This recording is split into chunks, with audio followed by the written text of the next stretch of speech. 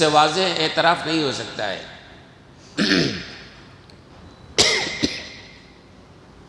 انجیل کو آپ لے لیجئے، 21ویں صدی تک جو ہے انجیل کے بھی بہت سارے نسخے مارکیٹ میں آ گئے تھے، سب ایک دوسرے سے الگ۔ تو 20ویں صدی میں جو ہے عیسائی علماء کی ایک میٹنگ بلائی گئی کہ بھئی اتنے سارے جو نسخے انجیل کے ہو گئے ہیں، یہ صحیح کون ہے، غلط کون ہے؟ سارے علماء بیٹھے کہ فیصلہ کریں صحیح کون ہے۔ آخر میں یہ طے کیا انہوں نے کہ جتنے انجیل کے نسخے تھے تمام نسخوں کو ایک ٹیبل کے اوپر رکھ دیں اور اس کو روم کو لاک ڈال دیں، اور سارے عیسائی علماء اللہ کے سامنے سے رجوع ہوں، عبادت میں لگ جائیں، سجدے میں گر جائیں، اور اللہ سے یہ کہیں کہ اللہ جو صحیح نسخہ ہے اس کو ٹیبل پر باقی رکھو، اور جو غلط نسخے ہیں وہ ٹیبل سے نیچے آ جائے۔ طے ہوا، پورے علماء عیسائی جمع ہوئے اور ان کے نسخے جمع ہوئے، اور ایک ٹیبل پہ رکھ کر کے انہوں نے ایک روم کے اندر لاک ڈال کے چھوڑا۔ باقی علماء جو ہے سجدے میں گر گئے، عبادت میں گر گئے، یہ اللہ جو صحیح نسخہ ہے وہ ٹیبل پہ موجود ہو، باقی نیچے گر جائے۔ لاک ڈال دیا گیا۔ صبح کو کھول کے دیکھا تو دیکھا کہ 4 نسخے ٹیبل پر ہیں، باقی سارے نسخے نیچے گرے ہوئے ہیں۔ اب وہ 4 نسخے جو اوپر تھے، جو آج 4 نسخے انجیل کے مانے جاتے ہیں، تو کہنے لگے یہ صحیح ہے، چلو اس کو ہم مان لیتے ہیں صحیح۔ راوی نے، نقل کرنے والے نے یہ سوال کیا کہ بھئی اس رات اس روم کی چابی کس کے پاس تھی؟ ہو سکتا ہے جس کے پاس چابی ہو اس نے یہ کام کیا ہو۔ واقعہ یہ ہے کہ ایک آدمی تھا انصار سیف، اس نے یہ سارا تماشا کیا تھا کہ رات میں اس نے سارے انجیل کے نسخوں کے نیچے گرا کے جو 4 اس زمانے کے مشہور نسخے تھے اس کو اوپر رکھا، اور جب دروازہ کھلا صبح میں تو کہا کہ دیکھو یہ 4 نسخے اللہ کی طرف سے ٹیبل پر رکھے گئے ہیں۔ آپ سمجھ سکتے ہیں کہ انجیل بھی محفوظ نہیں ہے، تو نہ تورات محفوظ ہے نہ انجیل محفوظ ہے۔ کیوں محفوظ نہیں ہے؟ ایک تو وجہ وہی ہے کہ اللہ نے اس کی حفاظت کی ذمہ داری نہیں لیا تھا۔ اب جو دشمنان اسلام ہیں وہ ایک سوال اٹھاتے ہیں، اور ہم میں بھی بہت سارے لوگ ہیں ان کے ذہنوں میں بھی سوالات جلدی آ جاتے ہیں، عقل پرستی۔ وہ سوال دشمنان اسلام یہ اٹھاتے ہیں، بھئی تورات بھی جب اللہ کی کتاب، انجیل بھی اللہ کی کتاب، صحیفے انبیاء پر نازل ہوئے وہ بھی اللہ کی کتاب، تو آخر قرآن بھی اللہ کی کتاب، تو اللہ نے قرآن کی حفاظت کی ذمہ داری تو لیا۔ خود قرآن میں ہے، جو میں نے آیت پڑھی ہے کہ اللہ نے حفاظت کی ذمہ داری لیا، اور تورات کی، انجیل کی، زبور کی حفاظت کی ذمہ داری اللہ نے نہیں لیا۔ دشمنان اسلام یہ سوال کرتے ہیں یہ سوتیلا سلوک کیوں؟ بھئی وہ بھی تو اللہ کی کتاب تھی نا، اللہ کو ذمہ داری لینی تھی اس کی بھی حفاظت کی، اللہ نے اس کی حفاظت کی ذمہ داری نہیں لیا، اس لیے وہ کتابیں مٹ گئیں۔ اللہ کو لینا چاہیے، جب اللہ کی کتاب تھی تو اللہ کو ذمہ داری لینی چاہیے تھی۔ آج کل عقل بہت زیادہ نا، اور عقل کی بنیاد پہ لوگ طرح طرح کے سوالات کرتے ہیں۔ اسلامی معاملات میں بھی بہت سارے لوگ سوال کرتے ہیں، بہت سارے لوگ یہ سوال کرتے ہیں، جو اسلام کے دشمن ہیں وہ تو کرتے ہی ہیں، مسلمان بھی یہ سوال کرتا ہے، بھئی کیا وجہ ہے کہ مرد کو طلاق کا حق حاصل ہے، عورت کو طلاق کا حق کیوں نہیں حاصل ہے؟ یہ سوال، بھئی مرد عورت جب برابر ہیں تو مرد کو طلاق دینے کا حق ہے، عورت کو طلاق دینے کا حق کیوں نہیں ہے؟ ایک سوال۔ پھر سوال کرتے ہیں کہ میراث میں یہ مرد کے لیے ڈبل ہے، عورت کے لیے سنگل ہے، آدھا ہے، کیوں ہے؟ یہ سوال سمجھ میں نہیں۔ پھر دشمنان اسلام سوال کرتے ہیں، آپ کہتے ہو کہ مردوں میں عورتوں میں کشش ہے، اس لیے عورتوں کے چہروں پر پردہ ڈال دو، مردوں کے چہرے پہ کیوں نہیں پردہ ڈالتے ہو؟ یہ عقلی سوال، وہ عقل سے سوچتے ہیں۔ تو اس طرح کے سوالات دشمنان اسلام نے یہاں بھی کیا کہ تورات انجیل بھی اللہ کی نازل کردہ کتاب ہے، قرآن بھی اللہ کی نازل کردہ کتاب ہے، اللہ نے قرآن کی حفاظت کی ذمہ داری لی اور تورات انجیل کی حفاظت کی ذمہ داری نہیں لی، یہ سوتیلا سلوک کیوں آخر ہوا؟ اللہ لے لیتے اس کی ذمہ داری، وہ بھی محفوظ، اللہ نے نہیں لیا اس لیے وہ محفوظ نہیں ہے۔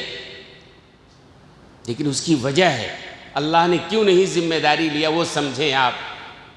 وجہ یہ ہے دوستو اور بزرگوں کہ پچھلے زمانے میں جو انبیاء کرام آتے رہے ہیں، کوئی نبی کسی علاقے کے لیے آیا، کوئی کسی صوبے کے لیے آیا، کوئی کسی ملک کے لیے آیا، کوئی کسی قبیلے اور خاندان کے لیے آیا، پہلے جو انبیاء کرام آتے رہے ان کا علاقہ بھی متعین ہوتا تھا، ان کا زمانہ بھی متعین ہوتا تھا، ہے نا؟ ہمیشہ کے لیے وہ کتابیں نہیں آئی تھی، وہ انبیاء ہمیشہ کے لیے نہیں آئے تھے۔ جب ان کا زمانہ ختم تو ان کے ساتھ جو کتاب آئی تھی وہ بھی ایکسپائر، وہ بھی کتاب کا زمانہ ختم۔ یہ وجہ تھی اللہ نے ذمہ داری نہیں لیا تھا، چونکہ ان کو محدود زمانے کے لیے آنا تھا، جب تک تھے جب تک کتاب تھی، جب ان کا زمانہ ختم ہو گیا کتاب بھی ختم ہو گئی۔ اور قرآن کا معاملہ یہ ہے وَمَا أَرْسَلْنَاكَ إِلَّا كَافَّةً لِلنَّاسِ بَشِيرًا وَنَذِيرًا۔ اللہ کہہ رہے ہیں کہ اے نبی ہم نے آپ کو ساری انسانیت کے لیے، ہمیشہ کے لیے آپ کو، قیامت تک کے لیے آپ کو نبی بنا کر بھیجا ہے۔ تو ظاہر ہے جب نبی قیامت تک کے لیے ہیں، آپ خاتم الانبیاء ہیں، خاتم النبیین ہیں، خاتم الرسل ہیں، آپ کے بعد کوئی رسول آنے والا نہیں ہے۔ آپ کی کتاب قرآن جو ہے خاتم الکتاب ہے، آپ کے بعد اس کتاب کے بعد کوئی اور کتاب آنے والے نہیں ہے، اس لیے اللہ نے جو ہے اس کتاب کی حفاظت کی ذمہ داری لیا ہے۔ بات سمجھ میں آئی نا؟ آگے اب سوال یہ ہوتا ہے کہ اللہ نے حفاظت کی ذمہ داری لی ہے، اور قرآن کریم کی حفاظت کیسی ہوئی ہے؟ اللہ کس سے حفاظت لے رہا ہے؟ قرآن محفوظ ہے۔ کئی لوگوں نے اس میں بھی شک شبہ پیدا کیا، لیکن سچی بات یہ ہے کہ بڑے سے بڑے دشمن اسلام نے اس بات کا اعتراف کیا ہے کہ قرآن جس طرح صحابہ کے پاس تھا ایسے ہی قرآن آج بھی ہے، ایک زیر زبر پیش کا فرق نہیں ہے۔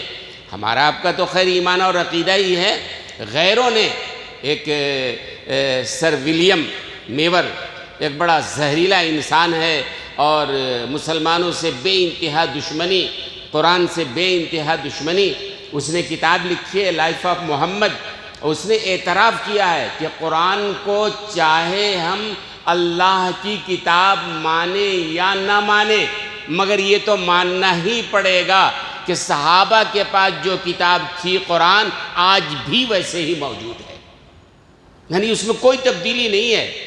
جس طرح اللہ کے پاس سے جبریل امین لے کے آئے جناب رسول اللہ صلی اللہ علیہ وسلم پہ، اور جناب رسول اللہ صلی اللہ علیہ وسلم نے صحابہ تک پہنچایا ہے، صحابہ کے پاس جو کتاب تھی وہی کتاب آج بھی موجود ہے۔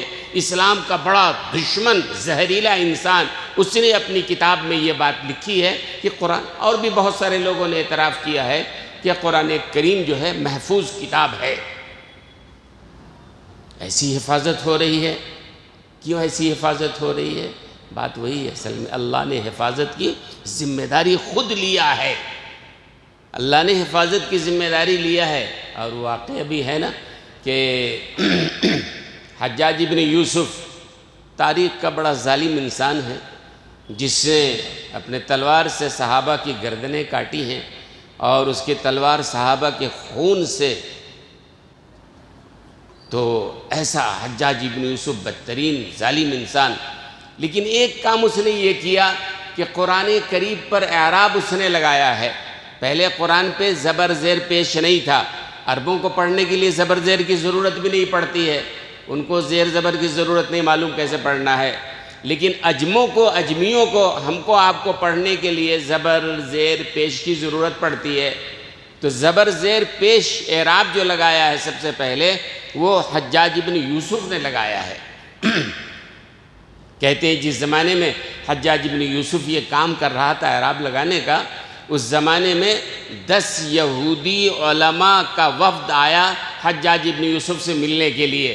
یہودی علماء تھے 10، حجاج ابن یوسف سے ملنے کے لیے آئے، اور حجاج ابن یوسف سے کہا کہ آپ بہت اچھا کام کر رہے ہیں کہ آپ قرآن پر اعراب لگا رہے ہیں، میرا ایک کام کر دیجئے آپ، بڑا کرم احسان ہوگا۔ حجاج نے کہا بولو کیا ہے؟ تو یہودی علماء نے کہا کہ قرآن کریم میں سورہ کہف کے اندر ایک واقعہ ہے، وہ واقعہ یہ ہے کہ حضرت موسیٰ علیہ السلام اور حضرت خضر علیہ السلام دونوں نبی ہیں۔ حضرت موسیٰ علیہ السلام تشریعی نبی ہیں، حضرت خضر علیہ السلام تکوینی نبی ہیں، بہرحال دونوں نبی ہیں۔ تو حضرت موسیٰ اور حضرت خضر علیہ السلام جا رہے تھے اور ایک بستی میں رات ہو گئی، وہ پوری بستی یہودیوں کی تھی، وہ ہوٹل کا زمانہ نہیں تھا، رات کا وقت ہوا، کھانے کی ضرورت پیش آئی، بھوک لگی تھی، تو حضرت موسیٰ علیہ السلام نے بستی والوں سے کہا بھئی کھانا کھلاؤ۔ فَأَبَوْا أَن يُزَيِّفُوهُمَا، 16ویں پارے کے پہلے صفحے میں ہے کہ فَأَبَوْا أَن يُزَيِّفُوهُمَا، اس بستی والے نے انکار کر دیا، ہم کھانا نہیں دیں گے تم دونوں کو۔ حضرت موسیٰ علیہ السلام پیغمبر ہیں، جن کو یہودی علماء تو ان کے نبی ہیں نا، حضرت خضر علیہ السلام بھی ہیں ساتھ میں، اور بستی یہودیوں کی ہے، ان یہودیوں نے اپنے نبی کو کھانا دینے سے انکار کر دیا تھا۔ فَأَبَوْا أَن يُزَيِّفُوهُمَا، انکار کر دیا، کھانا نہیں دیں گے۔ تو یہودی علماء نے حجاج بن یوسف سے یہ کہا کہ آپ ایک کام کر دیجئے، کیا؟ ابو نیچے با کی جگہ تا کر دیجئے، ابو کی جگہ اتو کر دیجئے۔ یہ با میں جو ایک نقطہ ہے، یہ نقطہ نیچے کا اوپر ڈال دیجئے، ایک اور نقطہ بڑھا دیجئے، یعنی با جو لکھا ہے با کی جگہ تا کر دیجئے، ابو کی جگہ اتو ہو جائے گا۔ فَأَبَوْا أَن يُزَيِّفُوهُمَا، اس کا ترجمہ یہ ہوتا ہے کہ اس بستی نے کھانا دینے سے انکار کر دیا۔ تو یہودی علماء نے کہا ہماری قیامت تک قرآن پڑھا جائے گا تو ہماری تو ناک کٹ جائے گی کہ یہودیوں نے اپنے نبی کو کھانا دینے سے انکار کر دیا۔ اگر آپ یہ کر دیں گے، اتو کر دیں گے نا، با کی جگہ تا بنا دیں گے، فَأَتَوْا أَن يُزَيِّفُوهُمَا، اب اس کا مطلب یہ ہو جائے گا ان لوگوں نے کھانا دے دیا، آپ کو کیا کرنا ہے؟ با کی جگہ تا کر دینا ہے، چھوٹا سا۔ حجاج بن یوسف نے کہا اچھا یہ بات ہے، کہاں یہ بات ہے؟ کہا ٹھیک ہے بیٹھیے، تشریف رکھیے، ابھی آپ کی ضیافت کرتے ہیں۔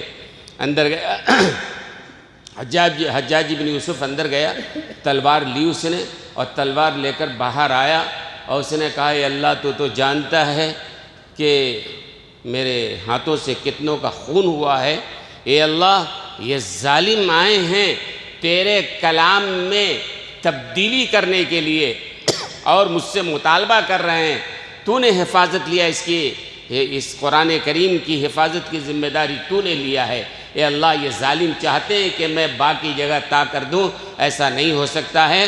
اور پھر ایک لائن میں کھڑا کر کے حجاج بن یوسف نے 10 کی گردن اڑا دی کہ جو مجھ سے یہ مطالبہ کرے کہ قرآن کے ایک نقطے کو بدل دو، اس کا انجام یہی ہونے والا ہے۔ اللہ نے حفاظت کی ہے قرآن کی۔ تو اب یہاں پر سوال پیدا ہوتا ہے وَإِنَّا لَهُ لَحَافِظُونَ، کہ ہم اس کی حفاظت کرنے والے ہیں۔ علماء جانتے ہیں، مولانا معین الرشید ندوی دارالعلوم ندوۃ العلماء لکھنؤ سے آئے ہیں، تو آج ان کے مدرسہ یعنی ندوۃ العلماء لکھنؤ کا آج چندہ بھی ہونا ہے یہاں۔ یہ جو مسجد کا ایڈمنسٹریٹر ہے وقف بورڈ کی طرف سے، اللہ بخشیں، ان کی طرف سے اجازت نامہ لے کر آئے ہیں۔ تو میں نے ان سے پوچھا کہ بھئی آخر کیا ضرورت پڑی تھی؟ ندوہ تو بڑا ادارہ ہے، رمضان میں ٹھیک ہے لوگ آتے ہیں، علماء آتے ہیں، غیر رمضان میں یہ ندوے جیسے بڑے ادارے سے آنا کچھ سمجھ میں نہیں آتا ہے، پہلی بار دیکھ رہا ہوں۔ تو مولانا نے فرمایا کہ دراصل ندوۃ العلماء مالی بحران کا شکار ہو گیا ہے، یعنی بڑا مسئلہ، 6000 بچے وہاں تعلیم حاصل کر رہے ہیں۔ ہندوستان کی جو 3 بڑے مدرسے ہیں، دارالعلوم دیوبند، مظاہر علوم سہارنپور اور ندوۃ العلماء لکھنؤ، بڑا مدرسہ ہے۔ مالی بحران کا کیا مطلب ہے؟ 6000 بچے پڑھتے ہیں اور 2.5 کروڑ روپے ماہانہ خرچ ہے۔ تو میں نے ان سے پوچھا مالی بحران کا کیا مطلب ہے؟ تو کہنے لگے مولانا بات دراصل یہ ہے کہ ندوۃ العلماء کی جو عام طور سے آمدنی ہے وہ بڑا حصہ باہر سے آتا ہے، عرب ممالک سے آتا ہے، اور اس حکومت نے وہ باہر سے پیسہ آنے پر بڑے مشکلات کھڑے کر دیے ہیں۔ پیسے تو ہیں وہاں ان کے پاس، لوگ دینے والے ہیں، لیکن پیسہ آنا بڑا مشکل ہو رہا ہے۔ تو میں یہ کہہ رہا تھا کہ مولانا تشریف لائے ہیں، بہرحال ان کا آخر میں چندہ ہونا ہے، میں اعلان کروں گا۔ تو سوال یہ پیدا ہوتا ہے کہ اللہ تبارک و تعالیٰ نے حفاظت کی ذمہ داری لیا ہے، وَإِنَّا لَهُ لَحَافِظُونَ۔ میں یہ کہہ رہا تھا، علماء موجود ہیں، مولانا معین الرشید ندوی اور بھی علماء ہوں گے، وَإِنَّا لَهُ لَحَافِظُونَ، ہم اس کی حفاظت کرنے والے ہیں۔ عربی زبان میں بولنے کے اور بھی طریقے ہو سکتے ہیں، لیکن یہاں جو اللہ نے کہا ہے بڑی شدت کے ساتھ کہا، بڑی تاکید کے ساتھ کہا ہے، اِنَّا کے صیغہ کے ساتھ، اِنَّا تاکید کے لیے آتا ہے، لحافظون اس میں فاعل کا صیغہ ہے، لہو کو مقدم کیا، اِنَّا لحافظون لہو ہو سکتا تھا، لہو کو پہلے تاکید کے لیے، تاکید در تاکید در تاکید اللہ کہہ رہے ہیں ہم ہی اس کی حفاظت کرنے والے ہیں۔ اور ظاہر ہے جب اللہ کی حفاظت ہے تو ہمارا ایمان ہے، کوئی اس کو بدل نہیں سکتا ہے۔ لیکن مجھے کہنی ہے دوسری بات، کیا اللہ نے حفاظت کیسے کیا؟ بھئی اللہ تو جیسے چاہتے حفاظت کرتے، کہیں رکھوا دیتے کسی بڑی مشہور لائبریری میں محفوظ رہتی کتاب وہاں، لیکن اللہ نے کیسے حفاظت کیا؟ اللہ نے حفاظت کے لیے یہ ہمارے سینوں کو اللہ نے منتخب کیا ہے۔ چھوٹے چھوٹے بچے ہیں، 7 سال کے بچے، 8 سال کے بچے، 10 سال کے بچے، اس سے کم عمر کے بچے، اللہ نے کتنے اتنے بچے ہیں جن کے سینوں میں اللہ نے قرآن اتار دیا ہے۔ اللہ کی فوج ہیں یہ بچے۔ جب کسی ملک کا بادشاہ کہتا ہے کہ ہم اس ملک کی حفاظت کرنے والے ہیں، بادشاہ تو نہیں جاتا نا حفاظت کرنے کے لیے، اس کی فوج کا بڑا مقام ہوتا ہے بادشاہ کی نگاہ میں، اس کے کھانے کا، اس کے کپڑے کا، اس کے صحت کا، ہر چیز کا خیال رکھتا ہے، چونکہ وہ سرحد کی حفاظت کے لیے رکھا ہے۔ تو ایسے ہی اللہ نے کہا ہم حفاظت کرنے والے ہیں، اور حفاظت میں اللہ نے کس کو لگایا؟ مسلمانوں کو لگایا، ان بچوں کو لگایا جن کے سینوں میں اللہ نے اپنا کلام رکھا ہے۔ یہی وجہ ہے پچھلی کتابیں جو تھی نا، تورات انجیل وغیرہ، ان کا مکمل حافظ نہیں ہوتا تھا، اور پچھلی کتابیں جو ہوتی تھی وہ جیسے آپ نے دیکھا ہوگا، لائر کے پاس آپ جاتے ہیں، اس کی الماری میں بہت ساری بکس رکھی ہوتی ہیں قانون کی، ضرورت پڑتی ہے کبھی اٹھاتا ہے، دیکھ لیا، ضرورت نہیں پڑی ویسی پڑی ہوئی ہے۔ لائر کے پاس دیکھا ہے نا آپ نے، حفاظت کے لیے کس کو لگایا؟ سینوں کو لگایا۔ بے شمار ایسے سینے ہیں جس کے اندر قرآن کریم موجود ہے، قرآن کریم کو قیامت تک کوئی مٹا نہیں سکتا ہے۔ اور آگے اللہ تبارک و تعالیٰ نے 2 باتیں یاد رکھیے، اللہ نے جو کہا کہ ہم اس کی حفاظت کرنے والے ہیں، تو قرآن میں 2 چیزیں ہیں، ایک تو الفاظ ہیں جو قرآن کریم کے الفاظ ہیں، ایک معنی ہے، قرآن کے معنی بھی ہے نا بھائی۔ میں آج ہی ایک سفر سے لوٹ کے آیا، میں سفر میں گیا تھا اتوار کو کیرلا، اور آج ہی تھوڑی دیر پہلے آنا ہوا ہے، وہ سفر کا اثر بھی ہے غالباً۔ خیر بہرحال تو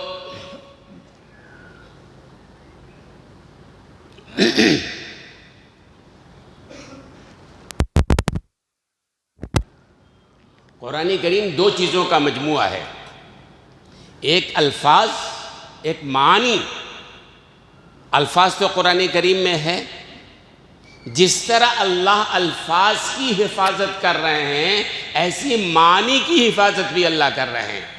قرآن کے معنی کو بھی کوئی بدل نہیں سکتا ہے، قرآن کا وہی معنی معتبر ہے جو رسول اللہ نے صحابہ کو بتایا ہے، وہی معتبر ہے۔ آج کوئی اپنی طرف سے بتائے نہیں ہو سکتا ہے، پکی بات ہے۔ یہاں تک کہ صحابہ جو قرآن کریم کی زبان کو سمجھنے والے تھے، بعض اوقات انہوں نے غلط سمجھا۔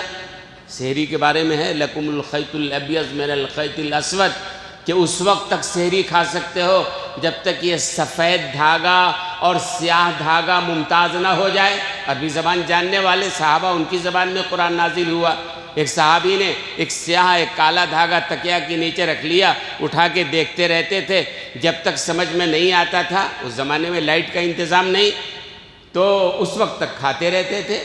حضور اکرم صلی اللہ علیہ وسلم کو اطلاع ملی، فرمایا بھائی لکم الخیط الابیض، الخیط الابیض الخیط الاسود سے مراد دھاگا نہیں ہے، یہ دن کی سفیدی اور سیاہی مراد ہے، تو صحابہ نہیں سمجھ سکے ہیں نا، تو تفسیر وہی معتبر ہے، معنی وہی معتبر ہے جو رسول اللہ صلی اللہ علیہ وسلم نے بتایا ہے۔ تو دوستو اور بزرگوں، ایک طرف اللہ نے چھوٹے چھوٹے بچوں کو معنی کی حفاظت کے لیے لگایا، دوسری طرف معنی کی حفاظت کے لیے علماء کو لگایا۔ اور عجیب بات ہے، یہ تو قرآن کریم تو خیر بڑی چیز ہے، حضور اکرم صلی اللہ علیہ وسلم کی زندگی، اللہ اکبر، ہر بات اللہ کے رسول کی زندگی، احادیث جو ہے، اگر ہم آج کہیں گے کہ اللہ کے رسول نے یہ فرمایا، ہمیں سند پیش کرنا پڑے گا، اور پھر سند کے باب میں فن اسماء الرجال، علماء جانتے ہیں مستقل ایک فن، یعنی حضور اکرم صلی اللہ علیہ وسلم سے کس نے سنا؟ حضرت عبداللہ ابن مسعود نے سنا مثلا، ان سے کس نے سنا؟ حضرت علی نے سنا، حضرت علی سے کس نے سنا؟ حضرت حسن بصری نے سنا مثلا جس نے کسی کی بھی زندگی پر انگلی اگر رکھ دیں یہ آدمی کیسا تھا، فن اسماء الرجال میں پوری بات مل جائے گی، یہ آدمی کس کریکٹر کا تھا، جھوٹا تھا، سچا تھا، یعنی پورا جتنے لوگ سلسلے میں ہیں سب پکے سچے متقی پرہیزگار لوگ۔ تو آج ہم جب کوئی بات کہتے ہیں کہ ہماری نبی نے یہ بات کہی، پوری سند موجود ہے، اوروں کے پاس یہ نہیں ہے کہ حضرت موسیٰ نے یہ بات کہی، سند نہیں ہے، حضرت عیسیٰ نے یہ بات کہی، سند یہ بات نہیں ہے، لیکن قرآن کریم دو چیزوں کا مجموعہ ہے۔ کس چیز کا ہے؟ ایک تو الفاظ اور ایک معنی۔ الفاظ اور معنی، الفاظ یہ بچے یاد کر رہے ہیں قرآن، معنی علماء لکھے ہوئے ہیں، لہذا دوستو اور بزرگوں علماء نے فرمایا کہ اللہ نے جو کہا وَإِنَّا لَهُ لَحَافِظُونَ، ہم اس کی حفاظت کرنے والے ہیں، صرف ایک اعلان نہیں ہے، یہ صرف ایک اعلان نہیں ہے، اس کے اندر 50 اعلان ہے، سینکڑوں اعلان ہے۔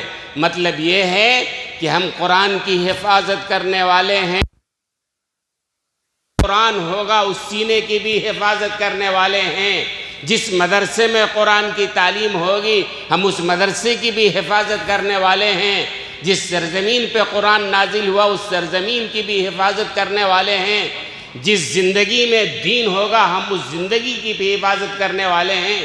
اور میں کہتا ہوں کہ دین کا محافظ تو اللہ ہے، ہم اور آپ کیا کریں گے حفاظت؟ دین کا محافظ اللہ ہے۔ جب اللہ نے کہہ دیا کہ ہم حفاظت کرنے والے ہیں اس قرآن کی، تو قرآن سے جو جڑ جائے گا اس کی حفاظت بھی اللہ کے ذمہ آ جائے گی۔ میں بھی کہہ رہا تھا، مولانا سے بات ہو رہی تھی، چندے کی بات ہو رہی تھی، مولانا سے میں کہہ رہا تھا بھئی چندہ بڑا مشکل کام ہے، بہت سارے لوگ کیا سمجھتے ہیں چندہ کے لیے آپ چلے گئے تو چندہ دینے والے کیا سمجھتے ہیں، محتمیم صاحب کو دے رہے ہیں تو سمجھتے ہیں محتمیم صاحب پر احسان ہے۔ ارے بھئی محتمیم صاحب پر احسان کیسے ہو گیا؟ وہ تو ادارے کے لیے کر رہے ہیں۔ اچھا چلو مدرسے پر احسان ہے؟ نہ، مدرسے پر بھی احسان نہیں ہے۔ بچوں پر احسان ہے؟ نہیں، بچوں پر بھی احسان نہیں ہے۔ اسلام پر احسان ہے؟ نہیں، پر احسان ہے، دین پر احسان ہے؟ نہیں نہیں نہیں۔ کوئی اگر مدرسے کا تعاون کر رہا ہے، مدرسے کو چندہ دے رہا ہے، نہ مدرسے پر اس کا احسان ہے، نہ بچوں پر اس کا احسان ہے، نہ محتمین پر اس کا احسان ہے، نہ دین پر اس کا احسان ہے، نہ اسلام پر اس کا احسان ہے۔ سچی بات یہ ہے کہ اللہ کا احسان اس پر ہے جس نے پیسہ دیا ہے۔ سعادت کی بات ہے کہ اللہ اس کا پیسہ لگوا رہے ہیں، ورنہ کتنے قارون فرعون ہیں جن کا پیسہ سڑ رہا ہے لیکن کسی مدرسے میں نہیں لگ رہا ہے، کسی بچے دین کے تعلیم حاصل کرنے والوں کو پیسہ نہیں لگ رہا ہے۔ بات سمجھ میں آ رہی ہے؟ تو یہ اللہ نے جو حفاظت کی ذمہ داری لی ہے، جو اس کے ساتھ جڑ جائے گا، جہاں سے جڑ جائے گا، علم تفسیر میں جڑنے والا بھی، علم قرآن میں جڑنے والا بھی، علم حدیث میں جڑنے والا بھی، علم فقہ میں جڑنے والا بھی، علم کلام میں جڑنے والا بھی، علم عقائد میں جڑنے والا بھی، علم شریعت میں جڑنے والا بھی، جو جہاں سے جڑ جائے گا قرآن کے علوم میں، اللہ اس کی بھی حفاظت کی ذمہ داری ہے۔ صرف اللہ قرآن کی حفاظت نہیں لے رہے ہیں، جو لوگ قرآن سے جہاں سے جڑ جائیں گے اللہ ان کی بھی حفاظت کی ذمہ داری لے رہا ہے۔ تو حضرت نے فرمایا وَإِنَّا لَهُ لَحَافِظُونَ، ایک اعلان نہیں ہے، اس ایک اعلان کے پیچھے 50 اعلان ہے جو اللہ نے کہہ دیا ہے۔ جو بھی قرآن سے جڑ جائے گا کسی بھی اعتبار سے، بھئی سب سے اچھی بات تو یہ قرآن یاد کرو، آپ حافظ قرآن بن جاؤ، حافظ قرآن بن جاؤ، بڑی سعادت کی بات ہے، اعجاز ہے، اکرام ہے۔ اور یہ تو ہمارے ہاں بھی اردو زبان میں بولتے ہیں نا، فرض کرو آپ کسی سے کہیں کہ بھئی آپ ہمارے گھر تشریف لائیے، مہمان بن کے تشریف لائیے، تو وہ آدمی جانتا ہے کہ جو مہمان بلا کر بلا رہا ہے وہاں کھانا بھی دے گا، پانی بھی دے گا، اعزاز اکرام بھی کرے گا، عزت و احترام سے بھی پیش آئے گا، پانی بھی پلائے گا، چائے بھی، یہ بات ہوگی نا۔ یہ بندہ جب مہمان کی حیثیت سے بلا رہا ہے تو مہمان کی حیثیت سے بلانے کے اندر وہ ساری چیزیں شامل ہیں۔ اللہ نے جب کہا کہ ہم قرآن کی حفاظت کرنے والے ہیں تو 50 اعلان اس کے اندر ہو گئے۔ جو بھی جہاں سے بھی قرآن سے جڑ جائے گا، مدرسے کا تعاون کر رہا ہے، کوئی کر رہا ہے، سعادت سمجھو کہ اللہ نے قبول فرما لیا، تمہارا پیسہ وہاں لگوا دیا ہے۔ کسی محتمم پر تمہارا احسان نہیں ہے، کسی مدرسے پر احسان نہیں ہے، دین پر احسان نہیں ہے، شریعت پر احسان نہیں ہے، اللہ کو باقی رکھنا ہے، اور یہ سلسلہ قیامت تک باقی رہے گا انشاءاللہ۔ انشاءاللہ یہ سلسلہ باقی رہے گا۔ اور اللہ نے قرآن کریم میں فرمایا یریدون لیطفئوا نور اللہ بافواہہم، یہ ظالم دشمنان اسلام یہ چاہتے ہیں کہ اللہ کے نور کو، یعنی دین اسلام کو، اللہ کے نور سے مراد کیا ہے؟ دین اسلام کو یہ ظالم مٹا دینا چاہتے ہیں۔ جو دشمنان اسلام ہیں یریدون چاہتے ہیں لیطفئوا نور اللہ، اللہ کے نور کو، یعنی اللہ کے دین کو مٹا دینا چاہتے ہیں۔ بہت سارے لوگ ہیں وہ سمجھتے ہیں کہ ہم شریعت کو مٹا دیں گے، ہم دین کو مٹا دیں گے، ہم نماز کو مٹا دیں گے، ہم مدرسوں کو مٹا دیں گے، ہم مسجدوں کو مٹا دیں گے۔ کچھ لوگوں کے ذہن میں یہ خباثت ہے۔ اللہ فرما رہے کہ نہیں، واللہ متم نورہ ولو کرہ الکافرون، یہ کافر چاہے جتنا چاہیں لیکن اللہ اپنے نور کو باقی رکھے گا، صبح قیامت تک اللہ باقی رکھے گا۔ تو یہ قرآن بھی باقی رہے گا، جن سینوں میں قرآن ہے وہ بھی باقی رہیں گے، جن سینوں میں علوم قرآن ہے وہ بھی باقی رہیں گے، جن مدرسوں میں قرآن کی تعلیم دی جاتی ہے وہ بھی باقی رہیں گے، جو اس کے تعاون کرنے والے ہیں وہ بھی باقی رہیں گے۔ اللہ نے حفاظت کی ذمہ داری لے لی ہے، بس کام یہ ہے ہمارا کہ ہم کو دین سے جڑنا پڑے گا، قرآن سے جڑنا پڑے گا، اور شریعت پر ہمیں چلنا پڑے گا۔ ہم اگر جڑ جائیں گے، آج بھی اللہ ہماری حفاظت پر قادر ہے اور اللہ ہماری حفاظت کرے گا، کوئی ہمیں مٹا نہیں سکتا ہے۔ اسلام مٹنے کے لیے نہیں آیا ہے، قرآن مٹنے کے لیے نہیں آیا ہے، اللہ نے ذمہ داری لی ہے اور یہ قیامت تک باقی رہے گے۔ ہاں بات یہ ہے ہمیں قرآن سے جڑنا پڑے گا، جڑے گے نہیں انشاءاللہ بھائی۔ ایک کام تو یہ کہ قرآن کریم اپنی زندگی میں داخل کرے۔ یاد نہیں ہے قرآن، یاد کیجئے، نہیں پڑھنا آتا ہے سیکھیے، اگر وہ بھی نہیں تو کیا کر سکتے ہیں؟ قرآن سیکھنا، قرآن پڑھنا، پڑھنے کی عادت ڈالنا، اس کے احکام کے مطابق عمل کرنا، ورنہ پھر تو کیا ہوگا معلوم؟ کوئی قوم قرآن کو مان کر ذلیل نہیں ہو سکتی ہے، کوئی قوم قرآن پر عمل کر کے رسوا نہیں ہو سکتی ہے۔ آج ہمارا معاملہ یہ ہے کہ ہم قرآن کے ماننے کا دعویٰ کرتے ہیں پھر بھی رسوا ہیں نا ہم، قرآن کو ماننے کا دعویٰ کر رہے ہیں پھر بھی ذلیل ہیں نا ہم۔ کیوں؟ وجہ یہ ہے قرآن کو ماننے کا دعویٰ کرتے ہیں پھر بھی سود کھاتے ہیں نہیں کھاتے ہیں، قرآن ماننے کا دعویٰ کرتے ہیں پھر بھی زنا کرتے ہیں نہیں کرتے ہیں، قرآن ماننے کا دعویٰ کرتے ہیں پھر بھی حرام کھاتے ہیں نہیں کھاتے ہیں، قرآن ماننے کا دعویٰ کرتے ہیں پھر بھی جھوٹ بولتے ہیں نہیں بولتے ہیں، قرآن ماننے کا دعویٰ کرتے ہیں پھر بھی ہم اور جو شریعت کے خلاف احکام کرتے ہیں کہ نہیں کرتے ہیں۔ کوئی قوم اگر قرآن کو مانتی ہے، خدا کی قسم اللہ نے اعلان فرمایا طٰہٰ ما انزلنا علیک القرآن لتشقیٰ، ہم نے یہ قرآن اس لیے نازل نہیں کیا ہے کہ قرآن پر عمل کر کے کوئی بدبخت ہو جائے، بدنصیب ہو جائے، ایسا نہیں ہو سکتا ہے۔ قرآن پر جو بھی عمل کرے گا اللہ اسے بلند اٹھائے گا۔ اللہ نے یہ اعلان کر دیا ہے قرآن پر جو بھی عمل کرے گا، قرآن سے جو بھی جڑے گا اللہ اس کو بلند کرے گا، اللہ اسے عزت عطا فرمائے گا، اللہ تبارک و تعالی ہر طرح سے اس کی حفاظت فرمائے گا۔ تو دوستو اور بزرگوں، وَمَا الْحَيَاةُ الدُّنْيَا وقت ہو گیا ہے، وَمَا الْحَيَاةُ الدُّنْيَا إِلَّا مَتَاعُ الْغُرُورِ، مَا الْحَيَاةُ الدُّنْيَا إِلَّا مَتَاعُ الْغُرُورِ۔ اللہ فرما رہے ہیں قرآن کریم میں، یہ دنیا کیا ہے؟ متاع ہے اور غرور ہے۔ یہ بات کہہ کے ختم کر لوں، 2-4 منٹ زیادہ ہو جائے تو کوئی بات تو نہیں نا، ذہن میں بات آ گئی۔ مَا الْحَيَاةُ الدُّنْيَا إِلَّا مَتَاعُ الْغُرُورِ۔ اللہ فرما رہے ہیں کہ دنیا متاع ہے، اور متاع بھی کیا؟ غرور۔ یہ متاع کے معنی کیا ہیں؟ پہلے ایک بڑے لغوی تھے کہ متاع کے صحیح معنی کیا ہیں عربی زبان میں۔ تو اصل میں عرب میں جو ہے خاص طور سے جو دیہاتوں میں لوگ رہتے تھے وہ صحیح عربی بولتے تھے، کیونکہ شہر میں تو ہر طرف کے لوگ آتے تھے، جیسے مکہ المکرمہ ہے، پوری دنیا کے لوگ آتے رہے، جب ہر جگہ کے لوگ آئیں گے تو زبان تو متاثر ہوگی نا۔